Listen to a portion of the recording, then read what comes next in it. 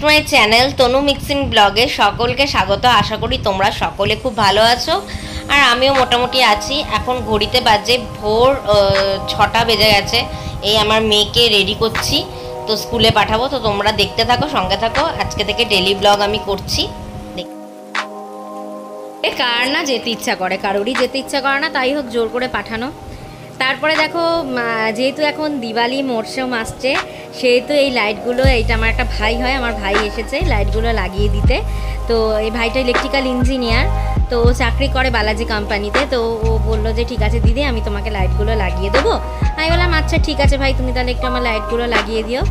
তো ভাই এসছে লাইটগুলো লাগিয়ে দিতে, খুব সুন্দর করে লাইটগুলো লাগিয়ে দিয়েছে। তো খুব সুন্দর হয়েছে লাইটগুলো লাগিয়ে, দেখুন কেমন লাগছে অবশ্যই কিন্তু জানাবেন। দিওয়ালিতে একটু যদি ঘরটা সাজানো নাই যায় তাহলে কি ভালো লাগে? এর নামই তো দিওয়ালি, তাই না? তো দিয়ে যাই হোক না কেন, তারপরে আমরা এখানে দেখো ঘরে জুতোগুলো মানে একদম পুরো পরে, মানে আমার শু ক্যাবিনেট আছে, শু ক্যাবিনেট থাকা সত্ত্বেও আমার জুতো এত হয়ে যাচ্ছে যে ওগুলো উপচে পড়ছে, বুঝতে পারলে? তো ওই জন্য কিছু জুতো যেগুলো মানে আর পরি না, কিছু পুরনো জুতো লোককে দিয়ে দিয়েছি, আর কিছু জুতো আর কি রেখে দিয়েছি। তো সেই জুতোগুলোই কিছুটা ঘরে রেখে দিয়েছি। কেন আমাদের এখানে আমরা যে কমপ্লেক্সটায় থাকি, এই কমপ্লেক্সে কদিন ধরে আমি দেখছি জুতোর একটা মানে চুরির এরকম মনোভাব হচ্ছে আর কি, এরকম জুতো নিয়ে যাচ্ছে। ওই ভয়েতে কিছু জুতো ঘরে, দামি দামি জুতোগুলো ঘরেতেই রেখে দিয়েছি। তো দিয়ে যাই হোক, এবারে তো জুতোগুলো যেগুলো আমার মানে এমনি সবসময় ইউজের জুতো, সেগুলো মোটামুটি বাইরে রেখে দেবো। আর যেগুলো দামি জুতো, অ্যাকচুয়ালি খাদিমস থেকে নিয়েছি, মানে এক একটা জুতো ধরো 2000-3000 টাকা করে দাম, সেগুলো তো আর বাইরে রাখতে পারবো না, সেগুলো ঘরেই রেখে দেবো। সত্যি কথা বলতে আমার কাছে 2000-3000 টাকাটা অনেকটাই টাকা মায়নে রাখে। তো দিয়ে যাই হোক, এখানে আর যে জুতোগুলো এমনি সবসময় ইউজের জুতো, যেগুলো মানে সবসময় ইউজ করি, সেই জুতোগুলোকে বাইরে রেখে দিলাম, আর যেগুলো সবসময় ইউজের না সেগুলোকে ঘরে রেখে দিলাম। তারপরে এসে বিছানাটা তুলে নিলাম, তার কারণ ঘুম থেকে উঠেছি অনেকক্ষণই, কিন্তু এবারে কিছু কাজ করতে করতে এত দেরি হয়ে গেল। আমার মেয়ের রেজাল্টও বেরোলো, রেজাল্ট আউট হলো, ও মোটামুটি হাফ ইয়ারলিতে মোটামুটি রেজাল্ট করলো, সেইগুলো আনতে একটু দেরি হয়ে গেল বলে ওই জন্য বিছানাটা তুলতে গিয়ে দেরি হয়ে গেল। আর রান্নাবান্না টুকটাক করে নিয়েছি, ওটা তোমাদের সাথে শেয়ার করা হলো না। আমি আসবো তোমাদের সাথে ডেলিকার লং ভিডিও নিয়ে, অবশ্যই আসবো, তার জন্য তোমরা আমাকে একটু সময় দাও, ঠিক আছে? তো দিয়ে যাই হোক, এবারে বিছানাটা গুছিয়ে নিচ্ছি।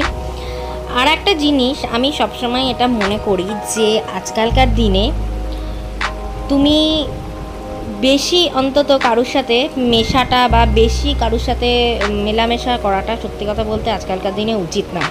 কারণ আমি যতবারই আজকালকার দিনে বেশি মিশেছি, বেশি যাদের সাথে বন্ধুত্ব করেছি, যাদের সাথে বেশি অন্তরঙ্গ হয়েছি, তাদের থেকে আমি বাঁশটা খেয়েছি। তো ওই জন্য আমার এখন মনে হয় যে আমি একা থেকে সত্যি কথা বলতে যথেষ্ট ভালো আছি। আর ওই 2-1টা বন্ধুবান্ধব আছে, তাদেরকে নিয়ে, যারা প্রকৃত বন্ধু হয় তারা কিন্তু থেকে যায়, আর যারা ওই দুদিনের বন্ধু হয় তারা ওই দুদিনই থাকে, দুদিন পর তারা চলে যায়, ঠিক আছে? আর যারা প্রকৃত বন্ধু হয় তাদের সাথে, যাই হোক, তাদের সাথে হাজার যতই ঝগড়া করে নাও আর যতই মনোমালিন্য করে নাও, বন্ধুত্বটা কিন্তু থেকেই যায়। আমার এরকম বহু ফ্রেন্ড আছে যাদের সাথে আমার আজকে বয়স হয়ে গেল 30-এর ওপর ধরো, তো তার বছরে সেই রকম বয়স পর্যন্ত তাদের সাথে আমার বন্ধুত্ব রয়েছে। আর আগের ব্লগেই দেখলে যে আমাদের সাথে এসেছে সুদূর ইংল্যান্ড থেকে শিপ্রা, ওর সাথেও আমার খুব সুন্দর বন্ধুত্ব রয়েছে। তো যাই হোক, অনেক কথাই বলে নিলাম। এবারে ধনতেরাস উপলক্ষে কিছু গিফট কিনে নিলাম, ঠিক আছে? কিছু গিফট আমি কিনে নিলাম ধনতেরাস উপলক্ষে। তো খুব সামান্য গিফট কিনেছি। এই যে দেখো, এই দুটো আঙট কিনেছি। অ্যাকচুয়ালি আমার পায়ে এই দুটো আঙট ভেঙে গেছিলো, সেই জন্য আমি সেই জন্য আবার চেঞ্জ করে গিয়ে ওইটা দিয়ে এইটা নিয়ে এসেছি, ঠিক আছে? অবশ্যই কেমন হলো অবশ্যই কিন্তু আমাকে জানাবে, যে এটা কেমন হলো অবশ্যই কিন্তু জানাবে। তো তোমরা দেখতে থাকো, সঙ্গে থাকো। যাই হোক, একটু সেজেগুজে নিয়েছি, নিয়ে তোমাদের সাথে ফটোটা ক্লিপ করলাম। এটা মিক্সিং ব্লগ। এবার দেখো, 14 প্রদীপের দিন চলে এসছে। আমার শ্বশুরবাড়িতে 14 প্রদীপটা আগে হতো খুব, মানে আমার ঠাকুমা শাশুড়ি থাকার সময়, কিন্তু তারপরে আমার ঠাকুমা শাশুড়ি মারা যাওয়ার পর আমার শাশুড়ি অতটা 14 প্রদীপ করতেন না। তারপরে আমি আবার স্টার্ট করেছিলাম 14 প্রদীপটা। যেহেতু এখন আমার শ্বশুর শাশুড়ি দুজনেই মারা গেছেন, আর আমরা যেহেতু এখন আর বাড়িতে থাকি না, ও বাড়িটা ফাঁকাই থাকে, আমার ননদ মাঝে মাঝে আসে, যেহেতু ওর কাছেই বাড়ি আছে। তো সেই জন্য আমরা আবার 14 প্রদীপ আমি এখানেই সুন্দর করে 14 প্রদীপটা দিয়ে দিচ্ছি। তো তোমরা দেখতে থাকো, আমি আর আমার বর দুজনে মিলেই দিই 14 প্রদীপ। আমি সত্যি কথা বলতে সব কাজে ওকে ডাকি, তো ও ছাড়া আমার কোনো কাজ ভালো লাগে না। মানে আমার ওর সাথে আবার এমনি ঝগড়াও হয়, এমনি মানে কুচি নাচি হয়, কিন্তু আমার ওকে ছাড়া আবার কোনো কাজ করতে সত্যি কথা বলতে আমার একদম ভালো লাগে না। তো যাই হোক, আমি একটা একটা করে আমি ওকে বললাম তো আমি একটা একটা করে জ্বালাচ্ছি, তুমি এটা একটা একটা করে ধরো আর 14টা প্রদীপ দিয়ে দিই। মানে এই 14 প্রদীপ বলে 14 পুরুষের উদ্দেশ্যে দেওয়া হয়। তো 14 পুরুষ বলতে এখন তো ধরো 14 পুরুষ মোটামুটি মানে সব মানে আচ্ছা তাদের উদ্দেশ্যে দিই। আর যেহেতু আমার শ্বশুর শাশুড়ি মারা গেছেন তাদের উদ্দেশ্যেও এই প্রদীপ দিয়ে আর কি দেয়া হয়। আর এটাকে বলা হয় অ্যাকচুয়ালি ভূত চতুর্দশী এটার নাম। তো দিয়ে যাই হোক, কিন্তু আমরা জানি এটা 14 পুরুষের উদ্দেশ্যে এই প্রদীপটা দেওয়া উচিত, মানে দেওয়া হয়। হ্যাঁ, তো দিয়ে এবারে আমি একটা একটা করে 14 প্রদীপ দিয়ে দিচ্ছি। অবশ্যই কিন্তু জানাও কেমন লাগলো।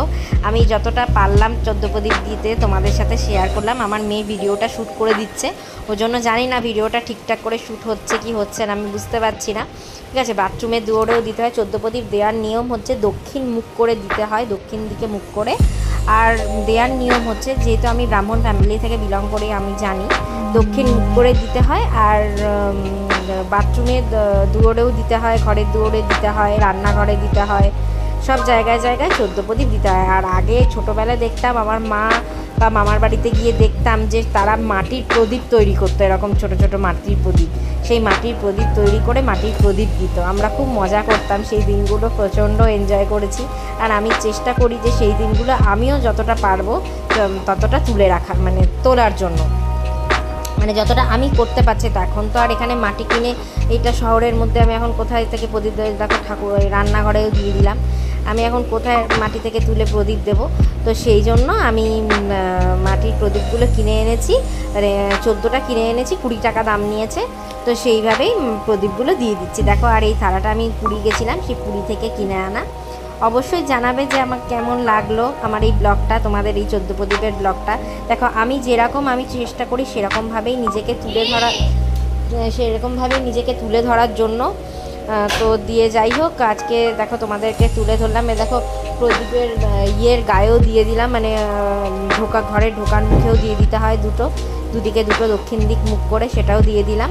আর ফ্ল্যাটে আশেপাশে সবাই দিয়েছে মোটামুটি প্রদীপটা সবাই দেয়, কিন্তু অনেকে দিকটা মেনটেন, তো আমি ওই দিকটা মেনটেন করে খুব সুন্দর করে দিয়ে দিলাম আর কি, দিকটা মেনটেন করে দিয়ে দিলাম। তো যারা জানে না আমি তাদের উদ্দেশ্যেই এই ব্লগের মাধ্যমেই বলে দিলাম 14 প্রদীপ সবসময় দক্ষিণ দুয়ারি মুখ করে দিতে হয়।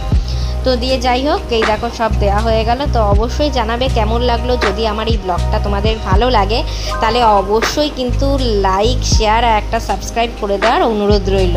ততক্ষণ তোমরা সবাই ভালো থেকো, সবাই সুস্থ থেকো, সবাই দিওয়ালিটা এনজয় করো। আবার আমি দিওয়ালি ব্লগ নিয়ে আসবো তোমাদের সাথে, কি করলাম সেটা শেয়ার করার।